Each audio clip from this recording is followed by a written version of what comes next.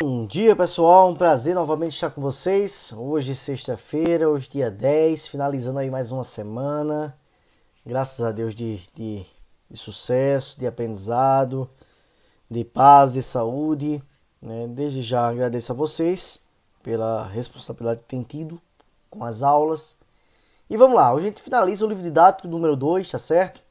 Em breve aí iniciaremos o livro 3, semana que vem com novos assuntos aí, mas ainda sem o livro número 3, tá bom? Correções, a gente começa com as correções, como está aqui, e também impactos sobre a pesca e os corais lá na Oceania, tá bom? Então vamos lá com calma aí, corrigindo. Tenho em mãos aí o livro de atividades, página 28 e 29. Questão 8, pessoal. No Pacífico e no Índico, o futuro de ilhas como Gully, no arquipélago das Maldivas, está seriamente ameaçado. Observem a imagem. Então vocês conseguem ver a imagem aí. Vejam só. Eu mesmo não teria coragem nenhuma de morar, até porque eu não gosto de água. Eu não sou muito fã de praia, né? Não sei nadar. Então vejam essa ilha aí, densamente povoada. Uma ilha minúscula. Muito povoada. É linda, né? É uma ilha paradisíaca, né? Muito bacana, muito bonita. Porém, vejam o nível aí do mar. Se houver uma subida em nível do mar, leva tudo. Leva tudo. Tsunami aí, misericórdia. Então é muito perigoso mesmo. Então, descreva a ocupação do espaço físico. Aí você consegue descrever aí, destacar o espaço densamente ocupado, né, pelas edificações, com coberturas azuladas. Né, então você consegue ver aí uma grande ocupação nessa pequena ilha. Continuando, pessoal. Situe as Ilhas Maldivas. Em que oceano se localiza, próximo a que país. Então, você vai descrever. Você vai dizer onde é que se localiza. Não precisa dizer qual é a latitude, longitude, não. Tá bom? As Ilhas Maldivas estão situadas no Oceano Índico, a sudoeste da Índia, e blá blá blá. Fica no continente asiático. E fechou. Você situou muito bem, né, onde se localiza as Ilhas Maldivas. Que, por sinal, eu tenho uma moedinha dessa ilha muito bacana. É tipo uma conchinha. É uma conchinha. Se eu tivesse aqui com ela na mão aqui, eu mostrava a vocês. Eu tô aqui com outras moedinhas aqui, mas não é das Ilhas Maldivas. Essa aqui, por exemplo, é do Cazaquistão. Tá certo? Então vamos lá. Tá no meu álbum. Continuando, pessoal. Letra C. Que ameaça comum põe em risco o futuro de ilhas de baixa altitude? Então, é comum a todas as ilhas que têm baixa altitude com relação ao nível do mar. Então, como as que formam o arquipélago das Maldivas e de tantas outras na Oceania. Pessoal, isso aqui é bem fácil, né? É o aumento da temperatura, né, que gera aí a subida dos oceanos, o nível dos oceanos, tá bom? A subida gradual desse nível. Então, é uma ameaça que atinge todos porque pode causar o desaparecimento por completo de algumas delas. Alguma dessas ilhas aí. E a gente viu na Oceania que a Oceania é composta aí por milhares de ilhas, né? Que são divididas em 3 regiões, como a Micronésia, Melanésia e Polinésia. Acho que vocês estão lembrados aí na aula que eu tive com vocês. Vamos lá, continuando. Observe a imagem e o texto seguintes. Então vamos ler aí, né?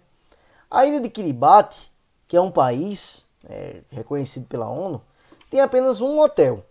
Mas os moradores são receptivos e não é difícil encontrar um lugar para ficar durante as férias. As praias e as grandes ondas atraem muitos surfistas de diversas partes do globo. Lá o grande contato com a natureza é um dos maiores atrativos, tornando um lugar perfeito para quem quer buscar um pouco de isolamento. Os dias de turismo em Kiribati, no entanto, estão contados. O país sofre as consequências do aquecimento global e corre o risco de submergir ainda neste século. Por causa das ameaças, as autoridades chegaram a negociar terras da vizinha Fiji, que também é outro país, em 2012, para que a população pudesse se mudar e viver com mais segurança. No dia a dia, os possíveis refugiados ambientais se enganjam com medidas para manter a ilha e, consequentemente, sua cultura viva. O texto refere-se a possíveis refugiados ambientais. Pessoal, o que são refugiados? Quem já ouviu falar sobre um termo refugiado ambiental? Acho que são poucos que já ouviram falar sobre refugiados ambientais, tá bom? O que é isso, né? São aqueles que correspondem a um conjunto de pessoas que são obrigadas a migrar de um local, né, onde se encontra devido a mudanças climáticas. Não tem os refugiados, né, normais aí que fogem devido a guerras, conflitos. Esse não. Esse ele acaba fugindo devido às condições, né, ambientais que obrigam elas a fugirem. Né? O exemplo aí pode ser a questão aí da ilha de Kiribati. Cito um exemplo, tá bom? Áreas de vulcanismo, países que estão em área de vulcanismo, tá certo? Terremotos, também sofrem com essas questões de refugiados ambientais, tá bom? Letra B, pessoal. Por que os habitantes de Kiribati podem, em pouco tempo, se tornar refugiados ambientais? Aí aqui, ó, devido à subida do nível das águas do Pacífico, tá bom? Então, por isso, essa subida no nível das águas pode provocar e deve provocar, se continuar na proporção que nós estamos vendo aí, né, o desaparecimento da ilha. Para onde as autoridades locais estão negociando, né? Para a ilha de Fiji. A gente acabou de ver, né? Nas terras aqui na ilha de Fiji. Também no Pacífico, país vizinho lá da ilha de Kiribati. Outro exemplo de país insular. Quando eu falo em país insular, é bom, pessoal, vocês pegarem atenção nessas palavras geográficas, tá bom? Insular é aquele país que não tem fronteira com outro país. É uma ilha, de fato, cercada por água. Nós temos aqui na América, né, Cuba, por exemplo. Então, é um país insular ameaçado de desaparecimento, tem algumas de suas características destacadas no box a seguir. Vamos ler. Ali existe uma pequena área de vegetação ao longo de Buada Lagoon e uma pequena área verde em torno da costa, onde vive a maioria da população. O resto é tudo de mina de fosfato, ao ar livre ou terreno baldio explorado por escavações. E é por isso que hoje a ilha é um deserto árido, com pináculos de calcários irregulares que cobrem 80% de todo o território. Essa ilha aqui também é um país, tá certo? Qual é o país? É Nauru, tá certo? Nauru. Além da elevação das águas oceânicas, o que provoca o risco de desaparecimento dessa ilha do Pacífico. Além da subida, sabe o que é? É a extração do fosfato, tá certo? Que já modificou bastante a paisagem dessa ilha. É um material, serve como matéria-prima aí para fabricação de fertilizantes. Vamos finalizando aqui o livro, pessoal, bem rápido, o último assunto é só uma página, tá certo, do livro. Os impactos sobre a pesca e os corais. Olha, embora a vida aquática e a qualidade dos solos pareçam aspectos distantes entre si, tem uma grande relação. Solo e vida aquática tem uma grande, mas grande relação mesmo. Por quê? Porque grande parte dos nutrientes que existem na vida marinha provém dos solos, né, terrestres, tá certo? Que são transportados pelos rios. Então, assim, solos com poucos nutrientes deixam as águas também pouco nutritivas. Essa é uma das razões pelas quais, apesar de ter uma extensa zona marinha exclusiva, a Austrália ocupa apenas a modesta 55ª posição entre os países que mais arrecadam com a pesca, enquanto a pesca fluvial é ainda menor. Por quê, pessoal? Porque o mar, né, tem pouco nutritivo, aquelas águas ali, justamente pois os solos, né, tem poucos nutrientes nessa região aí, né, australiana, tá bom? Então por isso que a Austrália, apesar de ter uma zona marinha exclusiva, que é muito grande, muito extensa, ocupa apenas a 55ª posição entre os países que mais arrecadam com a pesca. Outra minha imagem aqui, vamos lá. O impacto do aumento das temperaturas que a gente tem visto aí, eu acho que o conteúdo, né, basicamente do livro foi voltado especificamente a esse aumento do nível das águas com relação a esses países que são milhares de ilhas. Tem afetado esse aumento das temperaturas a Grande Barreira de Corais, que é um atrativo turístico muito importante na Austrália, certo? Por quê? Que se estende por cerca de 2.000 quilômetros. Esse ecossistema frágil, embora rico em biodiversidade, vem apresentando o fenômeno do branqueamento dos recifes, que é uma doença, tá certo? Então tem afetado bastante aí esses corais, o aumento do nível das... o aumento da temperatura das águas. Tem um texto, tá meio ruim de ler aqui, mas então eu vou tentar ler aqui para vocês. Tá no livro de vocês, tá bom? Síndrome afetou 91% dos recifes da Austrália.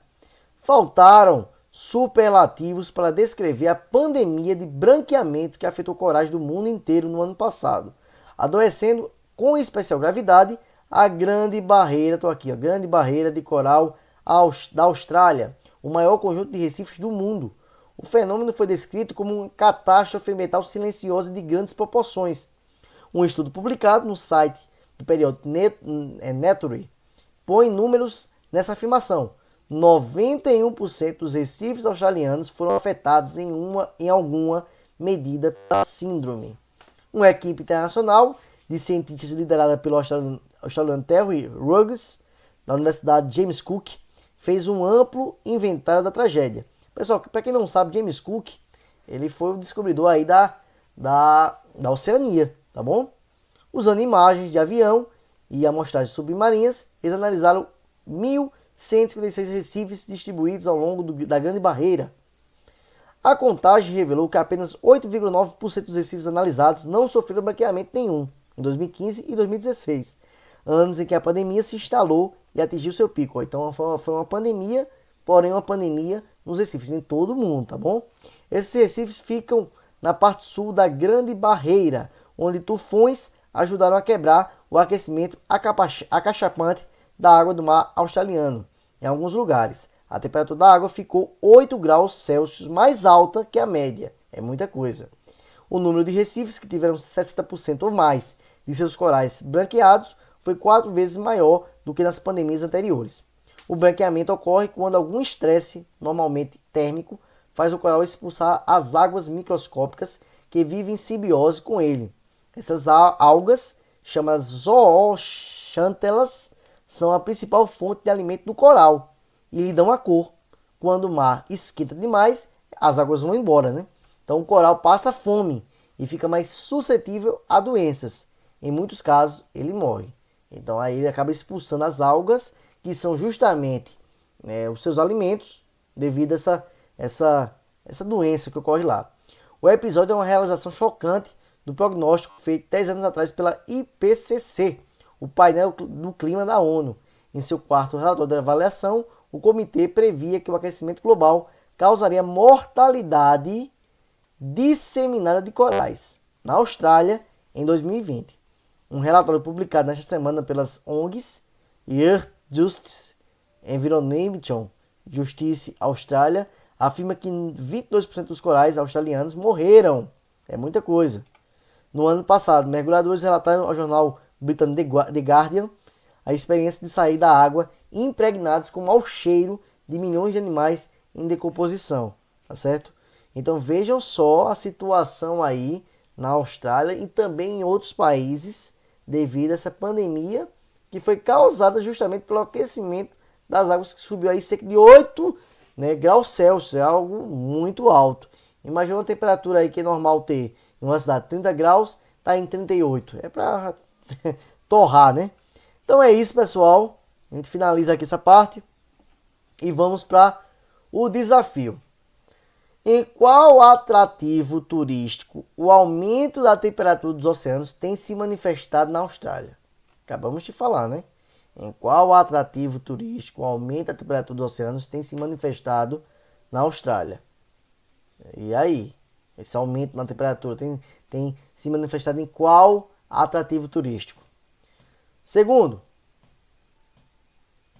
por que a Austrália, apesar de ter uma das maiores zonas marinhas exclusivas do mundo, está apenas na 55ª posição nos países com maiores arrecadação com a pesca? Então, por que isso? Então, eu também falei na aula. Pessoal, junto com isso, livro didático, página 58, e livre de atividades, página 30. Me entregar até domingo, tá bom? Então, a hora do desafio com as atividades. Então é isso, pessoal. Fique com Deus. Até a próxima. Bom final de semana. Tchau, tchau.